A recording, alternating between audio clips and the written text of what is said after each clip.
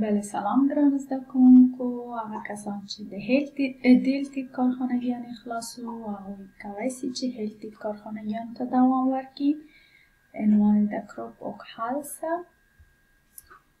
هیلتید کارخانگی د اووم هفته نه تر اتم هفته پورې دغه کارخانګیان ده. دلته نومونه مو لیکئ او دغه QR کود د لیسه د هر ورځ لیکخون او د ماه هفته کې یو ګشت لیکخون دلته پیدا کیږي. د تاسو کارخانګیان د دې جینه شروع کیږي. مانdag 15 februari skriv av orden. دغه لغتونه دلته د مخنی ولیکئ.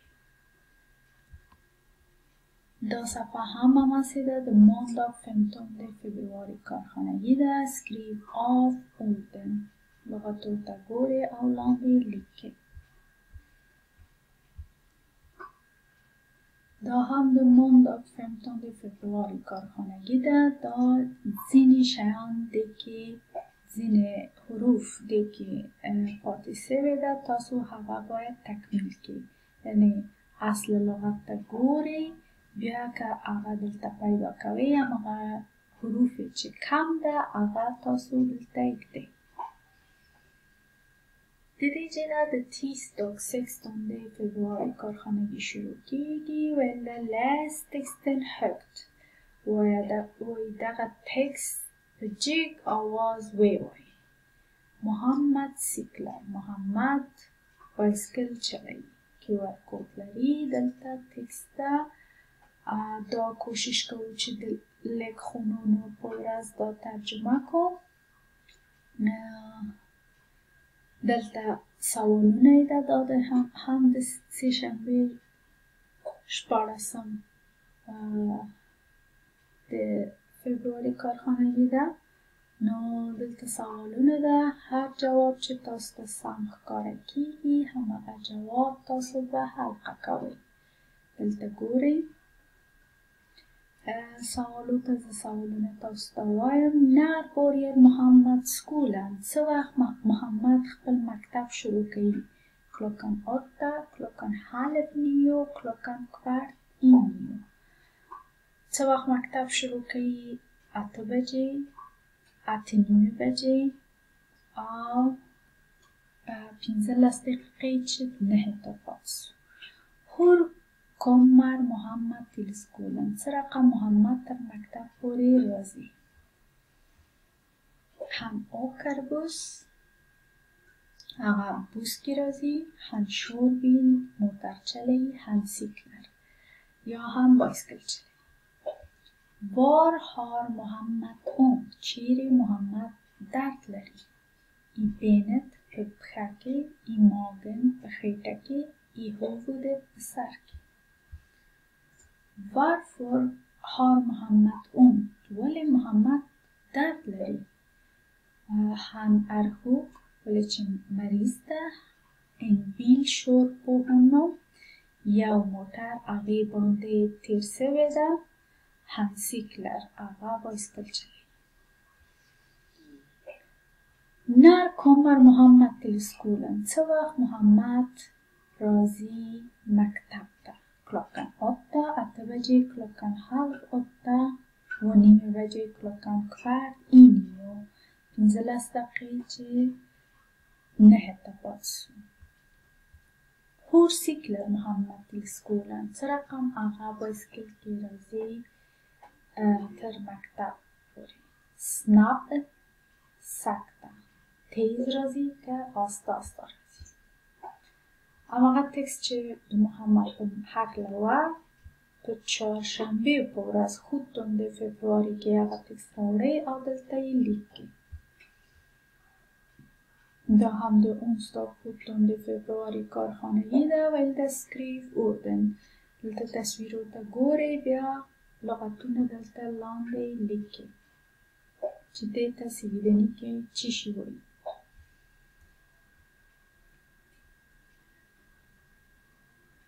دلته یو تکست ده د پیتر په هکله. دا د torsdag 18 februari کارخانگی ده. پیتر är sjuk. پیتر ده مریض. QR کود لري. تاسو څو ګشته دې ته غوږ نیسئ.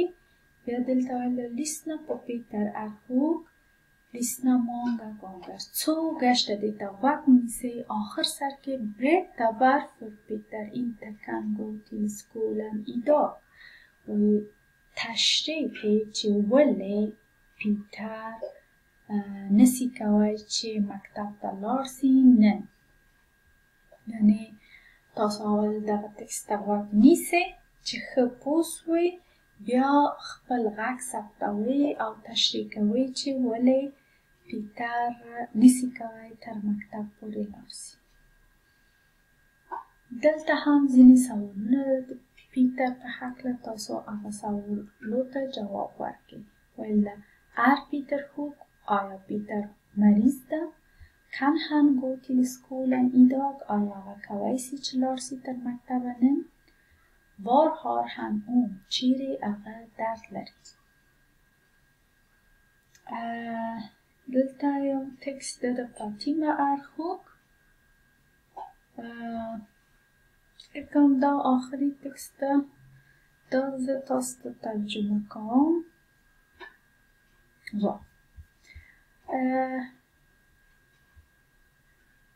Fatima studerar svenska. Fatima ders var i Swedeni. Hon studerar på förmiddagen. Aga ders var i Mekkedgarmi. Fatima vaknar klockan 6:30. Fatima gick vid خوابنا 6:30 بجه. Hon mår inte bra. Aga jord nada. Hon har ont i magen. Aga لري درد خپل خیټه کې. Hon går på toaletten. Aga ځي تشناب ته. Fatima har mycket ont och hon är trött. Fatima ډیر زیات درد لري او خسته ده. Hon går tillbaka till sovrummet. Aga ځي دوباره خپل خوب کوټې ته. Fatima skriver ett sms till skolan. Fatima لیکي یو sms مکتب ته. Sedan sover hon. پس لغې هغه بیده کېږي. دلته دا هم د fredag 19 februari کارخانگی ده. QR کود لري. دا سوالونه تاسو ووایئ. پس له هغې هر جواب چې تاسو ته سم ښکاره کېږي هغه باید حلقه کړئ. Vad studerar Fatima? چی شي درس وایي فاطمه؟ انګلیسکه، عربیسکه، svenska.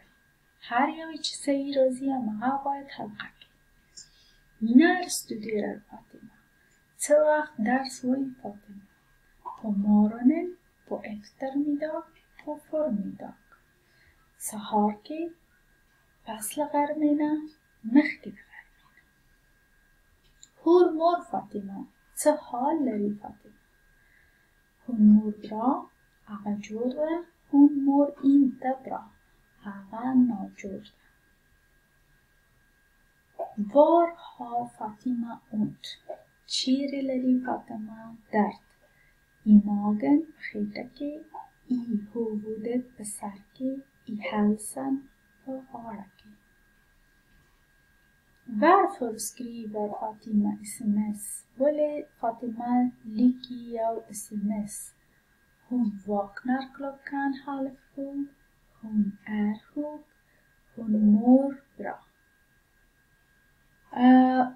Var sover Fatima? چیرې بیدیږي فاطمه؟ På toaletten تشناب کې. I skolan په مکتب کې. I sovrummet په خوب کوټه کې.